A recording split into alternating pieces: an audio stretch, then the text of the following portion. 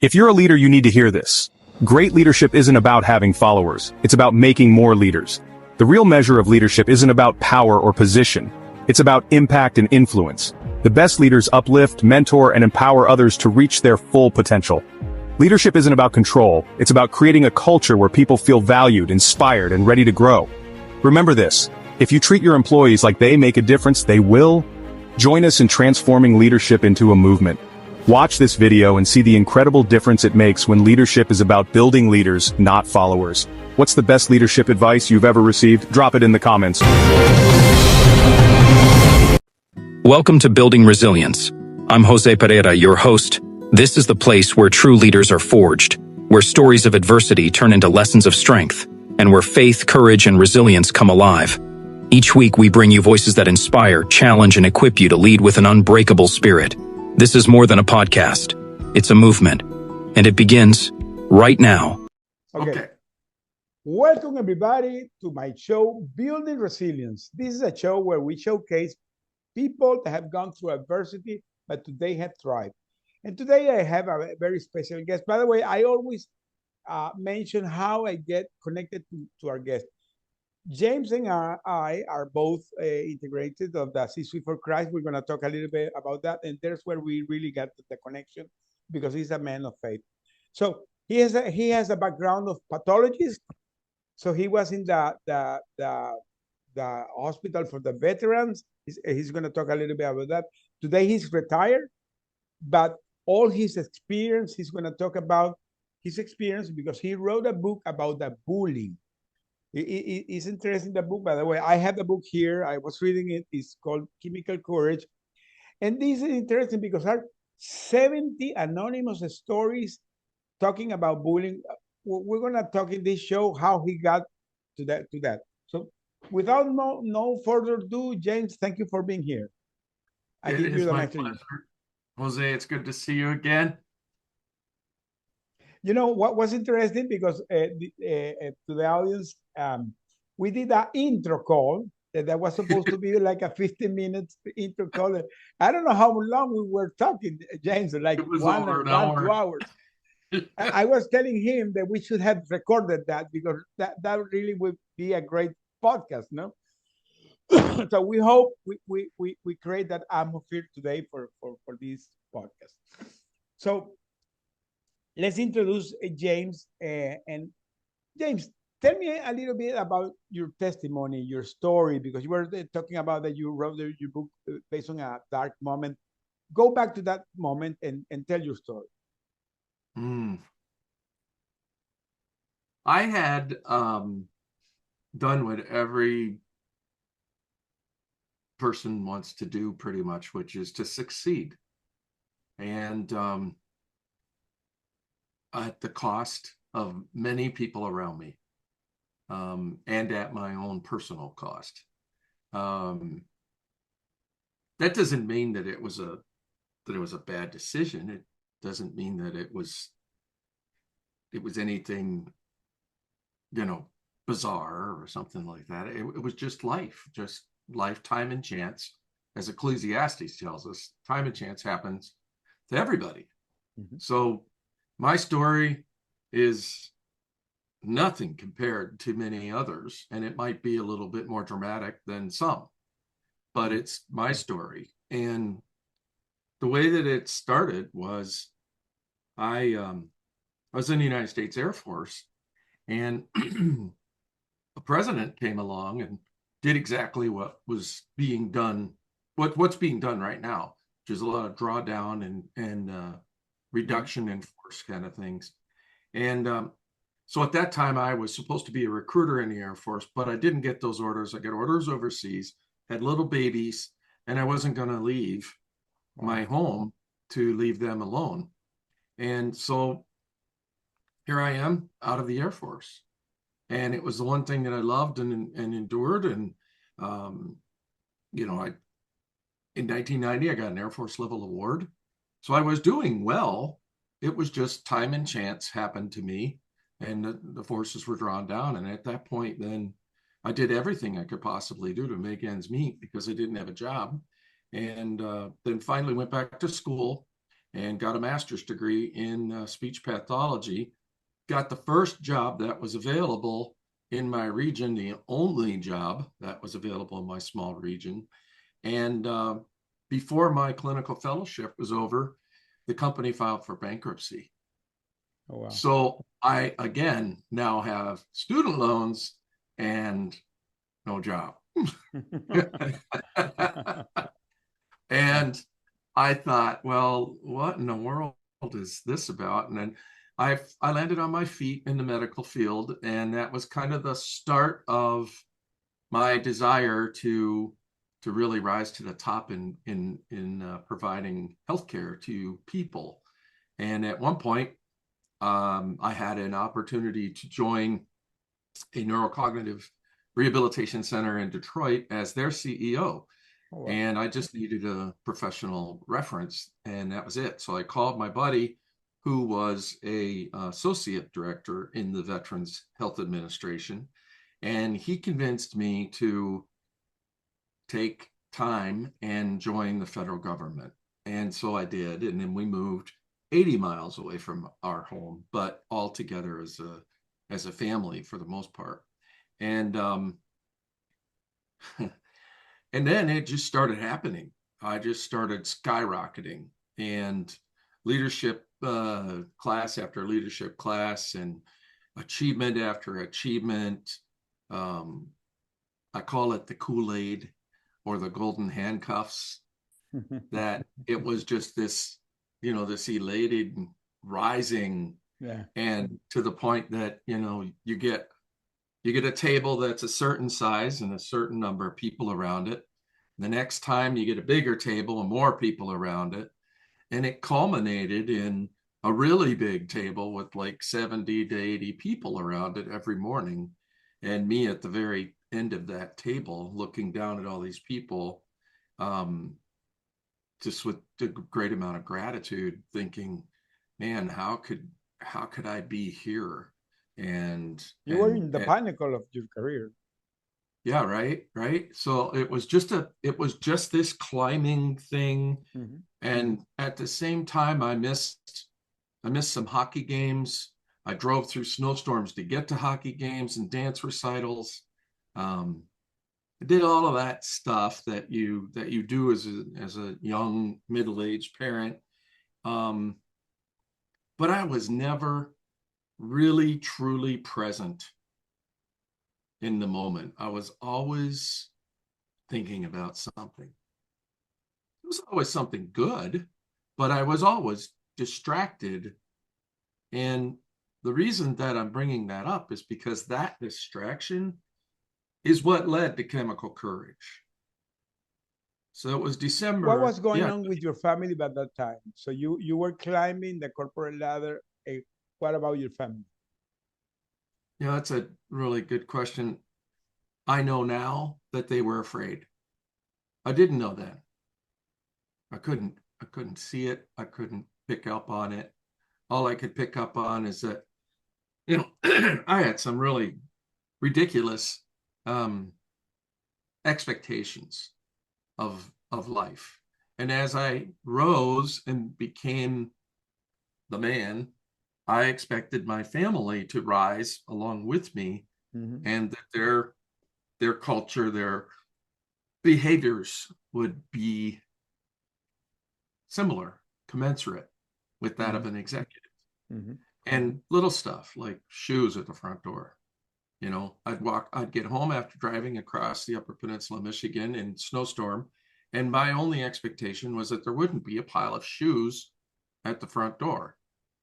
And I'd open the door and I'd be thinking about it the whole way back, you know, 120 some mile drive. And I'd be like thinking about the shoes in the front door. And sure enough, there was the pile of shoes. And then what would happen is the Incredible Hulk would come out of me, and I would kick shoes and cuss and say, can't you get this right? You know, that's the only one thing I want. I'm driving, I'm doing all of this for the family. You know, it was really pretty ugly when you think about it. But I wasn't even present in those moments. But it was, again, building up this thing that I call chemical courage. You know, Jim, when you're talking about this, wow, I'm thinking about my life, because exactly this is something that is incredible. The person that you sacrifice family time, sacrifice, because I'm not saying that it's not okay that you try to, you know, to do great in a job, to provide, be a provider to your family, but you really need to have a balance. And when you see that things imperfectly, you say, okay, I was climbing, climbing, climbing. So that's why I made you the question, what about the family? Because Yeah, now your only expectation is the pile of shoes, but not them. it's Not, terrible, right? yeah, It's yeah, just terrible. yeah. But It's very, it is the thing that echoes in my mind, and I know that they remember it. You know, when you sit around with family at holidays and you start reminiscing about the silly things that happen, they those are talk the about that, things that come forward. You because remember when you would kick these the are the type of, shoes down? these are the type of thing that mark you, you know, because, but but the good thing is that now you recognize that that was wrong and you try to amend it. But let's talk a little bit Yeah, more about that. So that was, let's say, was the fundamental how you decided to write your book. part of it. But Okay. So Christmas how it Eve, came? Tell me that story. Christmas Eve, December 2022, I had an angel in my bedroom with me. Oh yeah. And this angel was saving my life and telling me Please tell that more about that eternal, angel, because when you give me the previews, it blow my mind. I want the people to understand that really you had an angel. yes, really, yes, really. And it was, it felt like it was physically pushing me over from my left side to my right, or from my right side to my left side, rather, and telling me, stay awake and call the hospital. Pretty simple message, but I wrestled with it because I, you know, was the man. And so I finally called, and when I called, they sent an ambulance. The ambulance gets there. The ambulance checks me out. Then they say, there's nothing wrong with you. And I'm like, I knew that. But the nurse that I called for the triage, she said that I was having a heart attack or pulmonary embolism. And I'm like, nah, that's definitely not what's going on with me. I just, you know, stressed, maybe just a little too stressed. Well, when I got to the hospital, 7 hours went by. I sat in the entryway waiting and waiting and waiting. I met my doctor, and you know, Jose, there's these times in your life when you know I'm knocking on heaven's door. Something's happening, and I better tell the truth. Mm-hmm. So I did. I told the doctor I didn't even know who he was, you know. And Ben Seifzad was his name. And I told him of the story of the angel, and he then left my room, and he come back and he told me, he says, you've got hundreds of clots in your lungs, and an amazing number of your cortisol level is what's causing pressure on the right side of your heart And then he said some words that were just remarkable. He said, that's why I believed your story when the angel was pushing you over to your left side, because it was relieving the pressure on your heart, which was going to kill you. And you've got minutes to live. And I called in this entire team in Las Vegas, Nevada, on Christmas Eve to do the only procedure that was available in all of Nevada on me that very night. And so I had the procedure done. And then you would think that that would have been enough of a 2x4 to the forehead of a stubborn man. It wasn't. And I took a job as the CEO of a California VA medical center. And we picked up and moved. You were not hearing the signs, you know. It wasn't even a still small voice. It was a yelling, "Hey, cool it, cool it here." And let me tell you something before you continue. This is something great what you're saying, because sometimes, you know, the Holy Spirit is saying you loudly, stop, and you continue. You had to be obedient. You had to stop. Continue. Yeah. It wasn't enough to, have the family telling me about shoes and the anger that was building up. It wasn't enough to realize that my own leadership style at times would turn into the Incredible Hulk kicking shoes to get stuff done. Yeah. When there was adversity or, resistance in a particular project or philosophy or following a policy or who knows what it could have been. But I couldn't see those things in myself. Again, building the theme for Chemical Courage. But the biggest thing was when Dr. Seifstedt told me about my cortisol levels, I was really just perplexed by that. I'm like, what the heck is that? And how do I keep from having that happen again? They put this thing in my vena cava. It's a metal thing. And it was to stop the clotting for 6 months. It's a miracle. I am not on any kind of medication. I was only on that medication for a few months.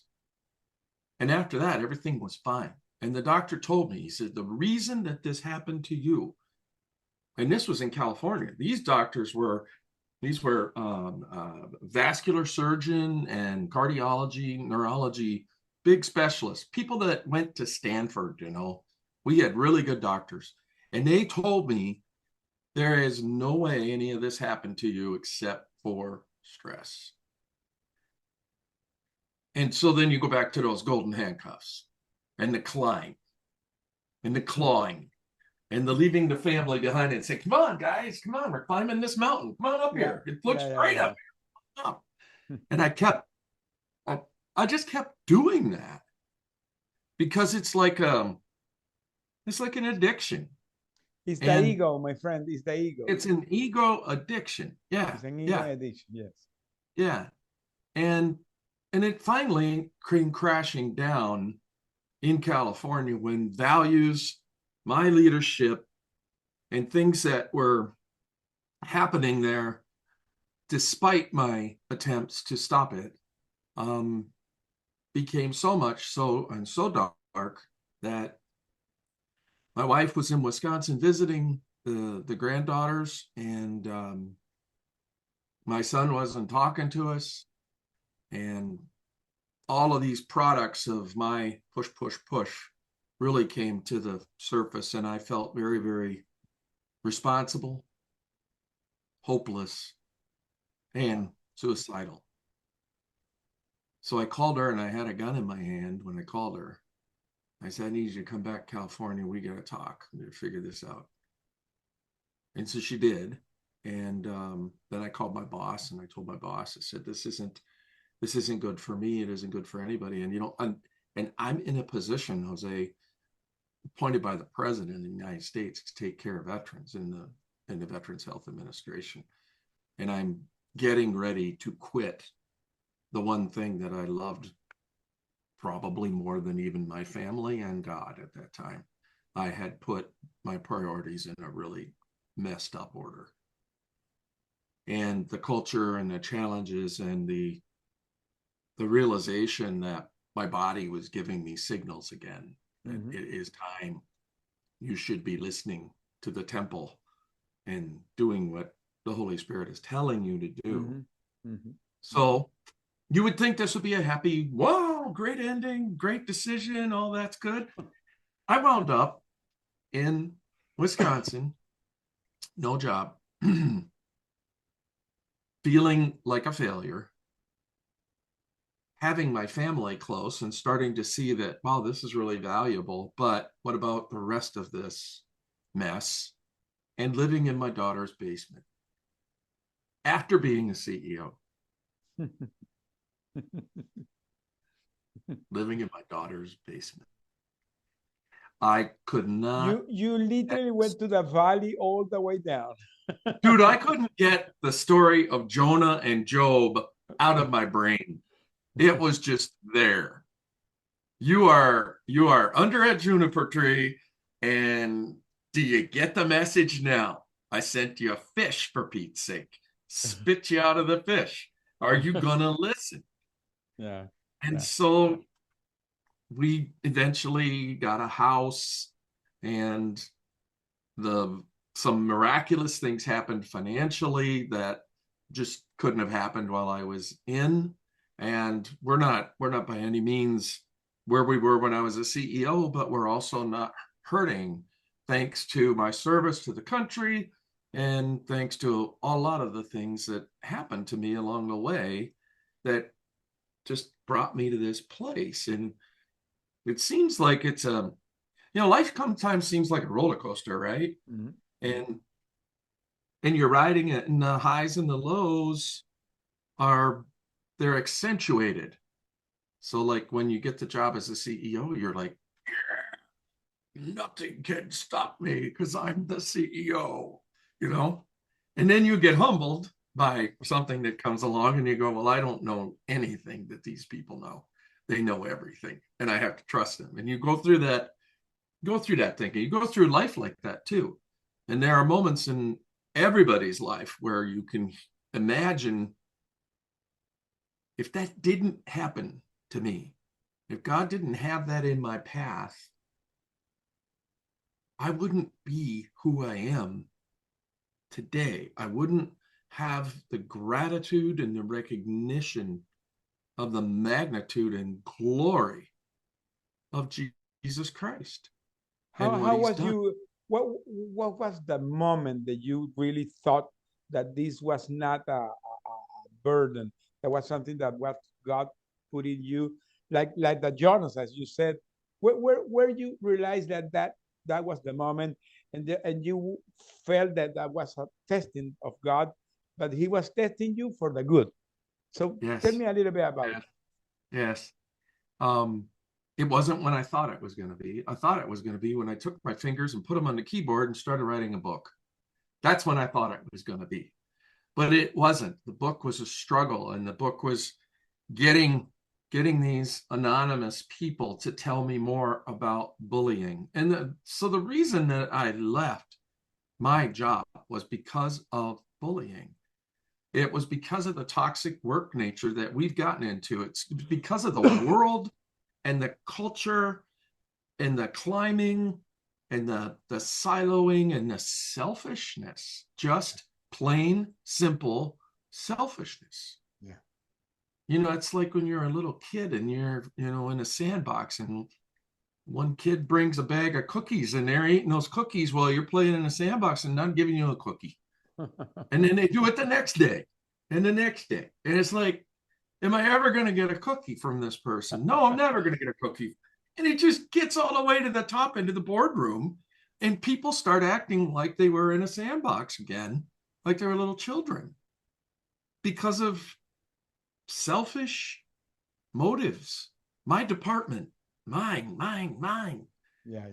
Instead of ours. It's so true what you're saying. So true. But James, we're here. I believe that we went through things in life because God is giving me and giving you the voice to talk about the truth and to talk about how the things really have to be changed, because this is the world that the things have to change. And I believe, I truly believe that it's like a movement that is being created. The people like you, like me, or many people that have been meeting, that I can find the pattern in all of us. People that have been going to the top, and one day they fall, they crush, they literally are crushed, but God restores you and makes you a better man. So I see that in your story. So how you begin to contact these anonymous people? Talk a little bit about those 70 people you contacted. How was that? I sent out a whole bunch of text messages, and But what's random? What's random? it was totally, God just said, do this today, do this tomorrow, and I was listening, and I was doing that, and people were coming. You know, the big thing about bullying is nobody wants to really talk about it. To the audience that's hearing this, let me put that in context. This is the book. It's called Chemical Courage. And these are 70 stories of people that were bullied. So this guy contacted people randomly, anonymously, and then here's the book. So it's very cool. So talk about that. And they started calling me and they said, you know, I'll do this, but I want to know that, you know, nobody's going to ever be able to figure out that it's me. I'm like, okay, no problem. So I had this big dry erase board in my office here, and I had the countries laid out all over the world where I was going to put different characters and make sure that there was no interconnectivity whatsoever between a story. If it was a story about a female, it was a story about a male in the book, you know, and if they were on the West Coast, East Coast, switched them up, so that there was just no way, unless you really knew the story, that you would be able to say that this happened at this place. And the forms of bullying that are, there's really two forms. There's the external and the internal. The external is the people that are in middle school, high school. When I was in school, that people thought it was kind of funny to shove other people's heads in the toilet and flush it. They called that a swirling. It was supposedly a culturally cool thing to do, unless you were the one with the head in the toilet. Then it wasn't all that culturally cool. So, right? So that's external bullying and forces. That raises our fight, flight, freeze, fear response to think that after school today, I'm going to get a new haircut in a toilet, and that's not going to be a good day for me. And these people are poking and pushing and pushing at that because they're going to do it. It's the same thing. You send out an agenda, and one of your executive team members sends you a fiery email and then is standing at your door at that moment, arms crossed, going, are you really going to do this? You know, like, one, I'm the CEO, you're not, and you shouldn't be standing there doing that, because I'm guiding policy. I got the best interest of this organization at my heart, and you're supposed to be on my side. Yes, you can be a force of information and balance to that, but not like this. This is not good. So now that little thing, just that little gesture, the little fiery email, it sits inside you, and you go to the meeting. What you were planning on presenting, you now are having to present in a different way. You're having to grab a new energy in your body that wasn't there. And guess where that energy comes from? Cortisol. Oh, yeah.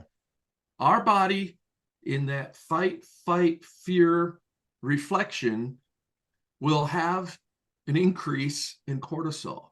And when cortisol is increased and it's chronic and left to continue, it becomes inflammation. Mm-hmm. And inflammation can be anywhere in your body and cause all kinds of problems. It can cause skin rashes. It can cause, You know, you see some people that are Cancer. speaking and their neck just turns red. It's almost like a thermometer. You could see that. That is what that is. Yeah. Yeah. And so while that was happening, and these 70 people or so were coming to me with stories, not one person would write their story down. Nobody sent me an email. They wanted to do a Zoom meeting just like this and tell me their story. And then I sent them what I wrote with characters in the book, and they approved every single thing. And there was one individual that didn't like a number that I had for a number of certain people that were involved in the book. And this person said, that number's too close to where I work, to the truth. It was a number. It was just a number. But that struck fear in this person. And I honored that by making sure, okay, well, how about this number? Yeah, that number works better. Okay. It's laughable, but it's also just so sad that we can be humans, creation of God, and behaving in such a way that the hate just pours out of us onto each other because of our selfish ambitions. Yeah. And tell me something, in those stories, always had to be one that has more impact in you, that really touch you. Tell me what pop-ups in your mind. What story pop-ups in your mind? There's so many. So within the 70, obviously, there's a whole bunch of mine. It was cathartic to do it. I mean, I needed 8 months of therapy after I left to just sort it all out and to really to just figure that out. So I think the story that really resonates the most with me is the story of Naomi and Nabal. And I used biblical character names so that nobody could say, this is that kind of a person, this is that kind of a person. And if anybody had any kind of culturally or disabling conditions of any sort, different color, creed, grace, you know, the whole thing, I called those people polka dotted. Okay. Because I wanted to honor the fact that we're all different, we could be different, and it really doesn't matter. Okay. So I didn't want any kind of scrutiny on that behalf. Plus, it also helped me to hide the identity of the people that were involved, especially if it was their, as I coined this term, purple polka dottedness. If it was because of that they were bullied, then that would be one of the things. So the story that is of Nabal and Naomi is they were a young couple and they were climbing through the ladder. And Nabal was quite a narcissist. But he loved Naomi, but he would bring home the things from work quite a bit. And it culminated where Nabal, this was a true story, Nabal was a hospital director in a community where there was a mass shooting. And this mass shooting really impacted him. He performed admirably during the emergency response, but afterward he was never the same. Wow. And Nabal goes to a conference with everybody that he had never met before because they're an international hospital corporation, fictitious. And when they get there, Nabal is listening. He gives a big presentation. Everybody claps for him, and he's, you know, risen to the top. But at home, his Naomi basically left him a note saying that, you know, I'm done. I can't take it anymore. These people are out to get you, and you're just going to have to figure this out. You'll be fine, but I need time for myself. How often have we heard that in the executive realm? Yeah. And so this is a story that really gets close to me because I didn't get there, but I got really close to there. And there were some real important people in my life, the VA, for one, that was there at the time that I needed them the most. Nabal, unfortunately, takes his life, and it He took colors his life. some So of he the took his rest of life. the story. And So, that, you know, wow. Wow. and that did happen. There was a real story at a real conference meeting where someone took their life, and it had an enormous impact on me. And when the anonymous person and I were sharing about the experience, there was nothing but tears, man. I mean, we were just, we were And today, both how there. is doing the survivor, the couple that survived? She's how she's doing? He's okay. So you keep in contact with her? We try, we try. As you retire, you start to, take more naps and you miss calls or text messages or things like that. And tell me something. What has been the pattern you see in those stories? Because they have something in common. That is the bullying, but but people cope different ways. People sometimes can manage it in different ways. Yes. What has been the behavior that you have seen, and why you think they have behaved different? What is the pattern that make the people behave different? It it's amazing you'd ask that. And this was the thing that I found the most fascinating. This is in the first like 68 pages of the book, where everybody that reads the book has said, man, I just burned through those first pages, just whipped through them. That was so interesting. And then it gets to the stories, and then they get kind of because they can't figure out what's happening, and there's so many new characters. But that's on purpose, right? That's why that book is so different than any other book that was written about management, leadership, and life. um, I did that on purpose, and I knew it might fail with some people. In fact, I even had somebody tell me, I don't want you to use my story. I'm like, okay, no problem. I'm sorry. And it was a really amazing story, and a very good friend of mine. So it was even divisive in its development. Um, but the thing that I discovered in those first 68 pages through research, there's a fabulous book out there, and I can't remember the lady's name. Anyhow, it's called The Busy Brain Cure. And she was a neurologist, or is a neurologist, and she had a very similar type of situation, had a major heart attack, and talked about wearing her stilettos and the whole thing. And but in her book, she talks about this this cortisol thing in a different way. So I also have a friend that is a thrill seeker, loves to jump out of perfectly good aircraft with a parachute on his back. Mhm. Hello, I would never do that.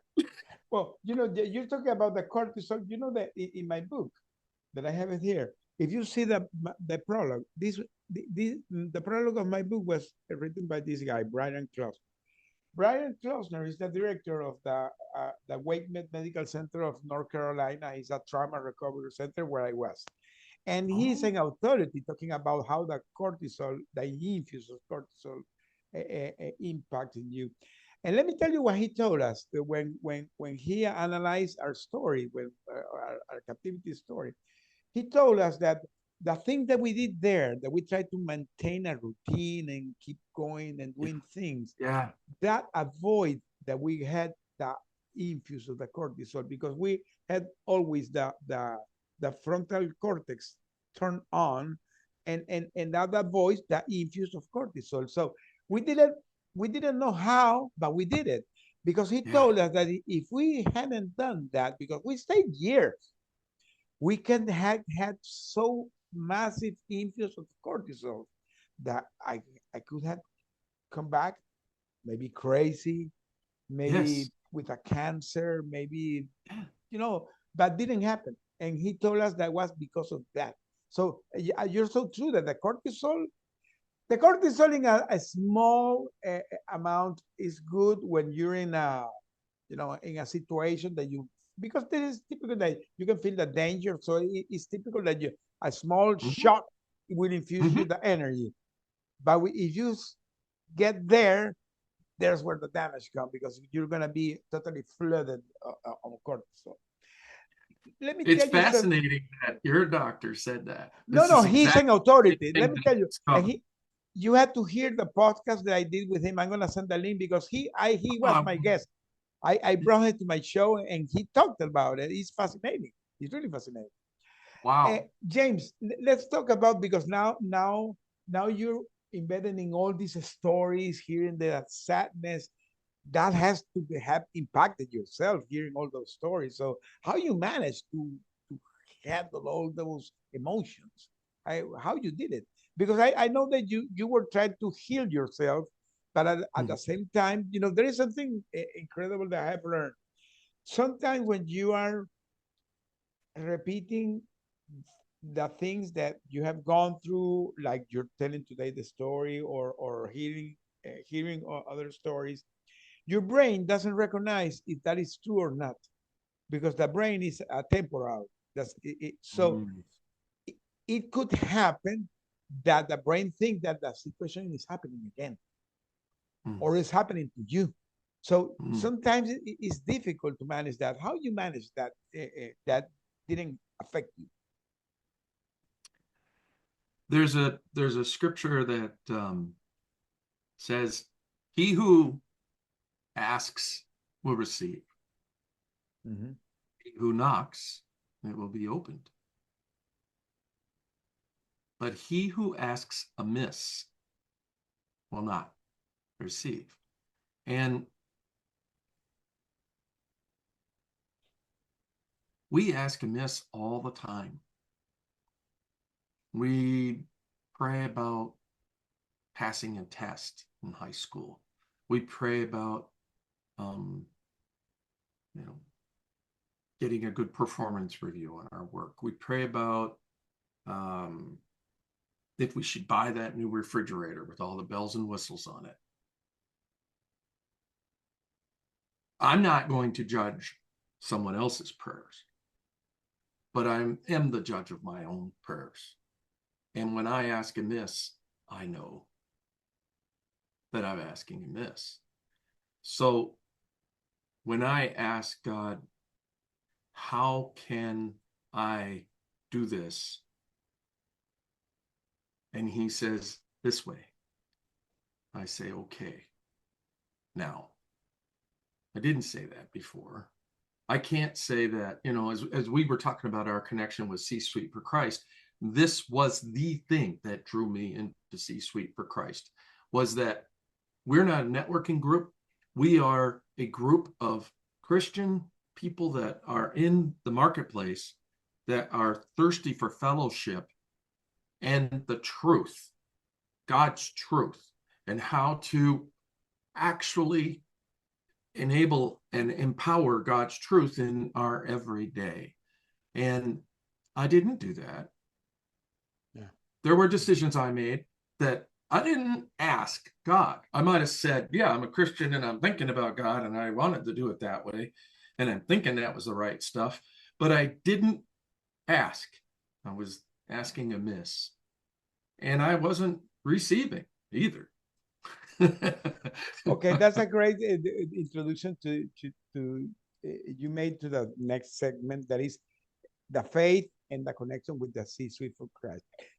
Tell me about how your faith was reshaped, how really because you're talking about that praying intentionally for the things that you really think are part of your purpose. Because when you're finding what you really want to do, now you're praying intentionally.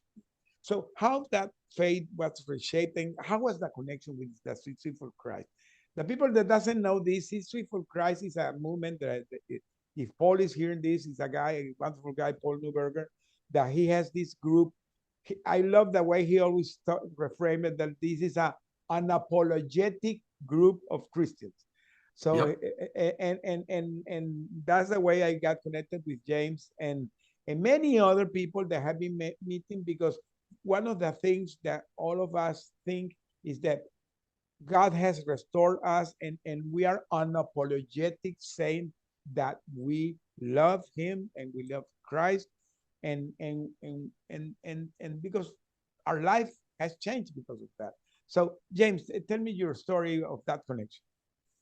Mm-hmm.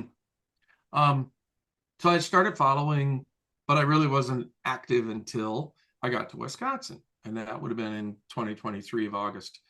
And Paul had sent out an email that said he was looking for a speakers bureau people, and I thought, well, I got this senior executive flag, and I got a whole bunch of stuff. Maybe I could talk to somebody about something, make a difference. So I joined, and I didn't get a speaking gig for quite some time. I sent out my emails and told everybody about me. I didn't have any idea what the deluge was of how many people are out there that are professional speakers, and way better than me.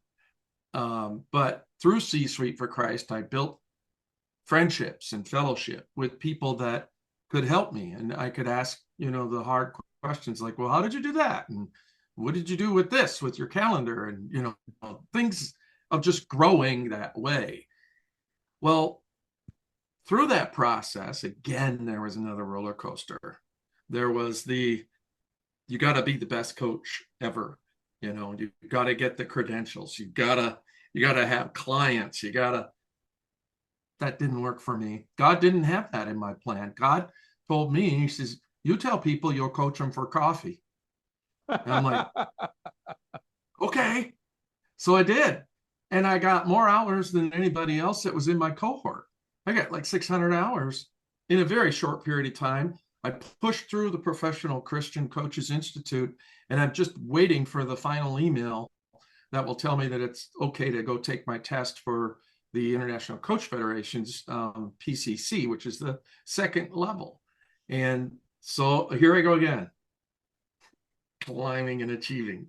But here's the thing, Jose, this is what has done the difference. This has been the blessing and the balance for both my wife and I of the burden that we experienced before, and we're not doing it again. You got to have boundaries. Of course. The boundaries are set. I only do this kind of stuff 3 days a week.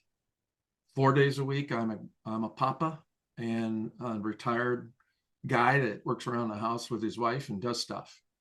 That's it. Those boundaries are not to be crossed. I don't cross them. And people will ask for an appointment on a certain day, and I'm like, I'm sorry, but no, that ain't happening that day. It'll have to wait 2 or 3 weeks, whatever. But it isn't going to happen that day, because that's a sacred day. So the boundaries are there. But what we did was we wrote down 2 words: adventure and achievement. And we wanted adventure. We don't want any more achievements. Doesn't matter. Again, more certificates on the wall. I could plaster this room with all of the stuff that I earned. None of it means anything. Yeah. None of it, right? And you knew that. I was praying this morning about being with you again today and how wonderful it was the first time. But I was comparing, I'm like, and you talked about the cortisol thing with your doctor. You know what I thought of this morning? I thought of, how did you take a shower? How did you go to the bathroom?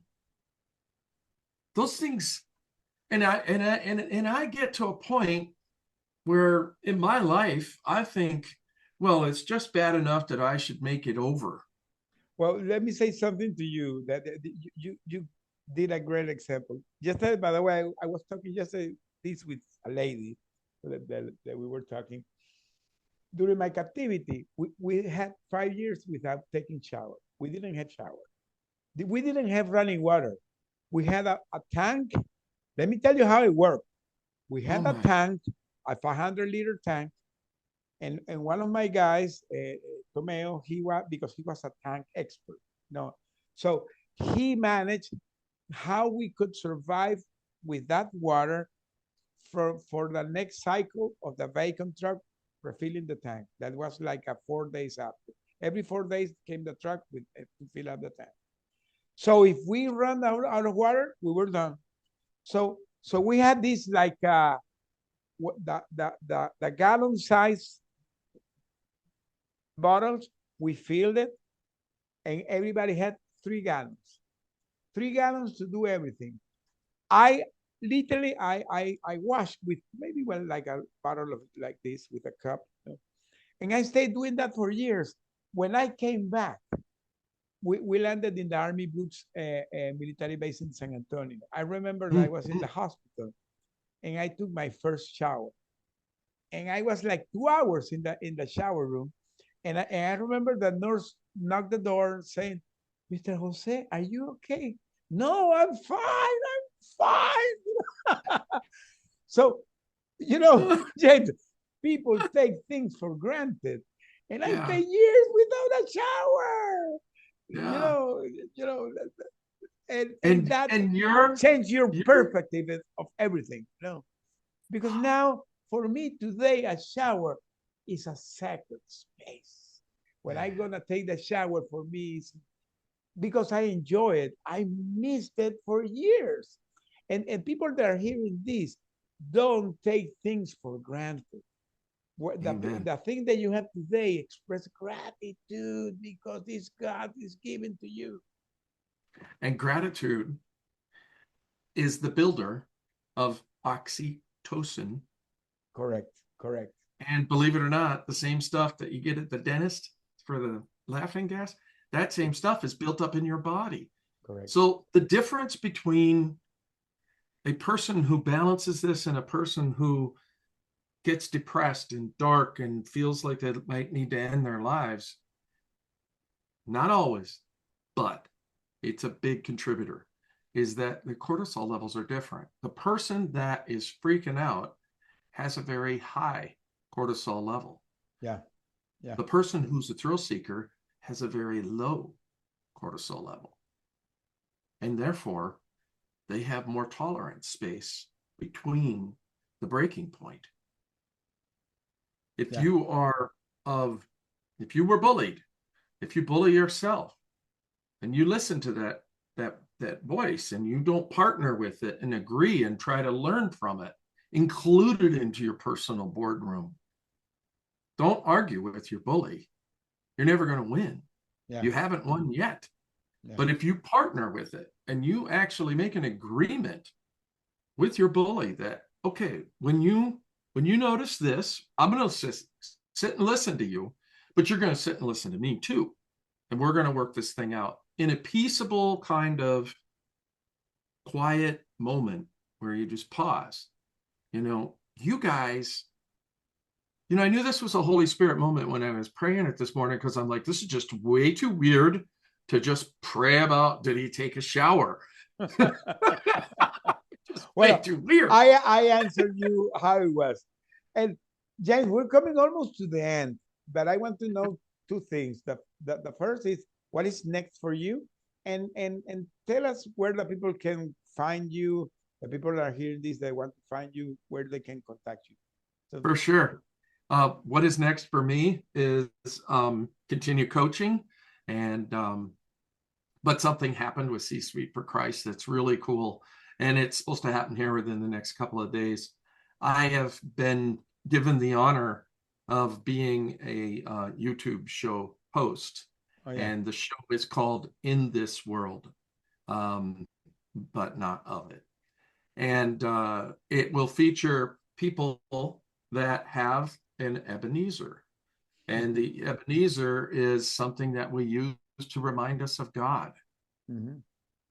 When you don't even have anything, like when you're in prison for 5 years and can't take a shower, what was an Ebenezer for you? I'd love to have you on my show and hear that story. But that's kind of how this show goes. And I'm hoping that it will be successful, because the stories I've been hearing already are just amazing. And you think about it, I had to gather those 70 anonymous stories this way. God was getting me ready for this. He was, working on the details and teaching me patience and how to talk to somebody on a screen and all of that business, right? And if you want to get a hold of me, that's really easy. I've made it easy to catch me at www.behold and the number 1 and then .com. And that's my website. There's a place on there to connect. I do want to say that if you are a veteran or you are an executive and you are going through some tough times right now, my phone number is 906-869-1480. I saw Marcus Ogden do this once, and I said to him, "Can I do that?" And he says, "Yeah, I don't have a license for it." I said, "Good, because I'm going to do it." Because it just and the book, so and the book, the book, that people can find the book where, James? Amazon, Barnes and Noble, call me. I'll send you an autographed copy, pay the shipping and everything for you. Well, this has been a great interview, James, and as always, because I was really enjoying the moment, and well, we will keep in touch. C-Suite for Christ is a great movement, and I love the way that the people that are part of the movement really think about the boldness, the importance of being humble, the people that your marketplace becomes your sacred space. You know, this is your church. You know, where you can evangelize people, and the ways is acting in consequence, acting as you really have to profess what you believe and do it. So, a last minute, what will be the thing that you will give to my audience in last minute? Pause. The time between the stimulus and the response is the pause. In that pause, you ask God what to do. Really, don't ask amiss. Really ask Him. Touching base with your body and your feelings and your emotions and all of that's really important. But the most important thing is did you really ask God about it? And if you didn't, then that pause was useless because you were doing it in your own power. Yeah. Well, great advice. Well, James, this was an incredible show. I hope that people enjoy it. It was a lot of insights that you share. By the way, I recorded a show 1 week ago with a friend of mine. We did it in Spanish because she's from Mexico. She doesn't speak English. And she's a 2 times PhD in neuroscience. And she talked about the rewiring of the brain, the retraining of the brain, the plasticity of the brain, and how today the science has to confirm how the faith can change your reality. It was an incredible show. A person that is a scientific talking about faith, talking about a lot of things connected to the spirituality, but based on scientific findings that have confirmed biblical principles. It's incredible. You have to hear. I'm going to put it with translation. Well, said this, we're coming to the end because we are in 1 hour. So, James, thank you for being here in the show. You have been a wonderful guest. And, well, be successful with your podcast, too, by the way. I'm going to be following. Thank you, sir. Okay, bye-bye. Bye. If you're a leader, you need to hear this. Great leadership isn't about having followers. It's about making more leaders. The real measure of leadership isn't about power or position. It's about impact and influence. The best leaders uplift, mentor, and empower others to reach their full potential. Leadership isn't about control. It's about creating a culture where people feel valued, inspired, and ready to grow. Remember this. If you treat your employees like they make a difference, they will. Join us in transforming leadership into a movement. Watch this video and see the incredible difference it makes when leadership is about building leaders, not followers. What's the best leadership advice you've ever received? Drop it in the comments.